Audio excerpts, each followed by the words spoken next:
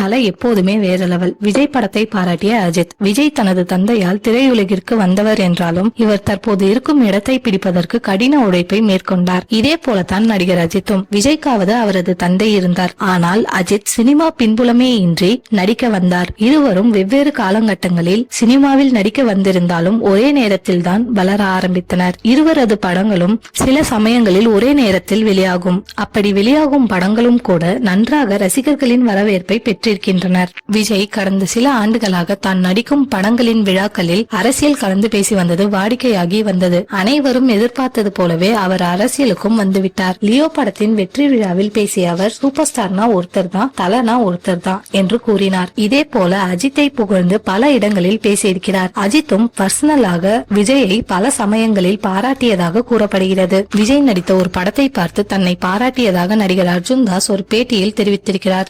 ரசாவதி படத்தின் ப்ரமோஷன்களில் பிஸியாக இருந்த அவர் ஒரு நேர்காணலில் பேசியுள்ள விஷயம் வைரலாகி வருகிறது. மாஸ்டர் படத்தில் அர்ஜுன் தாஸ் ஒரு முக்கிய கதாபாத்திரத்தில் நடித்திருந்தார். இப்படத்தை பார்த்த அஜித் அர்ஜுன் தாஸை அழைத்து நல்லா நடிச்சிருக்கீங்க என பாராட்டியதாக குறிப்பிட்டிருக்கிறார். அஜித் தற்போது குட் பேட் அக்லி படத்தின் ஷூட்டிங்கில் பிஸியாக இருக்கிறார். இவரது விடாமுயற்சி பட வேலைகளும் தொடர்ந்து நடைபெற்று வருகிறது. இந்த நிலையில் இவர் அவ்வப்போது பைக் பயணங்களையும் மேற்கொண்டு குடும்பத்தினருடன் இன்ப சுற்றுலா சென்று வருகிறார். நடிகர் விஜய் தனது கோட் படத்தின் ஷூட்டிங்கில் பிஸியாக இருக்கிறார். இந்த படத்தின் வேலைகள் முடிந்தவுடன் தளபதி 69 பட வேலைகள் தொடங்கும் என எதிர்பார்க்கப்படுகிறது. இந்த படத்தை வினோத் இயக்குவதாக கூறப்படுகிறது. இதில் நடித்து முடித்தவுடன் நடிகர் விஜய் முழு நேர அரசியலில் இறங்க இருக்கிறார். கடந்த பிப்ரவரி மாதம் தமிழக வெற்றி கழகம் என்ற பெயரில் இவர் அரசியல் கட்சியை ஆரம்பித்திருந்தார்.